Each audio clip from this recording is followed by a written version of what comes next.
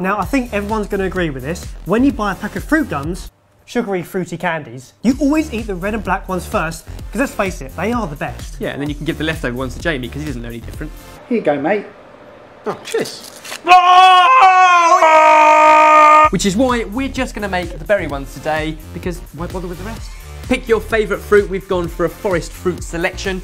They were frozen, we've let them defrost, and now we're going to cook them up in a pan with sugar and a dash of water. Therefore, we're now combining the red and the black ones together to make the ultimate gum sweet. Winner. And one thing to remember for all of these steps is you don't need your hands in your pocket at all times.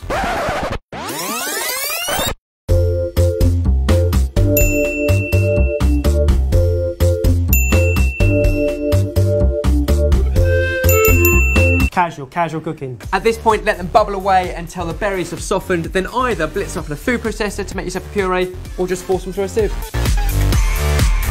Just push the berries through a sieve with the back of a spoon, and because they're nice and soft, shouldn't be a problem. Just two guys making fruit pastels.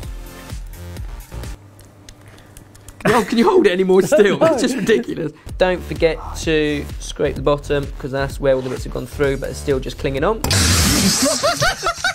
Once you've got yourself a fruit puree, it's on to the next stage. What's that stuff then?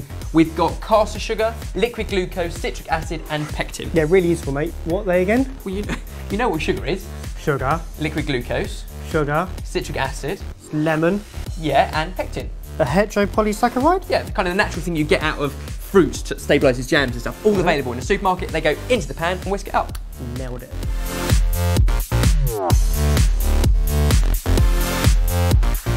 At this point, put your sugar thermometer into the pan and heat the whole mixture up to 105 degrees Celsius. Some people would argue 116 for pectin, but I find it burns some of the fruit. So 105 is fine, gives you a nice gummy pastel. Yep.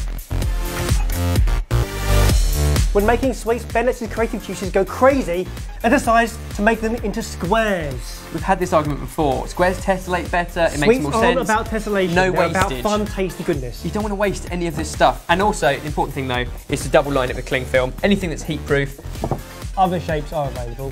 Like, what else do you do, Ben? Be inventive. You could cut them into triangles. You can cut them into whatever shape you want, but there's no point in having...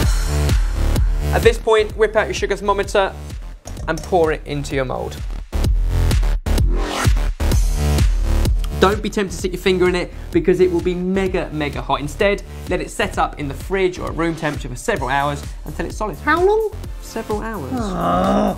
And here's one I made earlier from pure raspberries. All that's left to do is turn it out onto a scattering of sugar, cut them up and scatter them with more sugar. What if you don't like sugar? Don't think this one's for you. These are intensely fruity and sweet. So much better when you make them yourself. That actually tastes like fruit. It's pretty much all it is, fruit and sugar. It's jam, isn't it, really? It's really intense, jammy, gummy, pastely things. If you don't believe us how fruity they taste, you have to make them yourself. The recipe, as ever, is linked down below. Or, if you don't like red and black ones, make green ones or yellow ones or pink ones or... No one likes the green ones, They don't, Barry. do they? But everybody hates the green ones! Ah!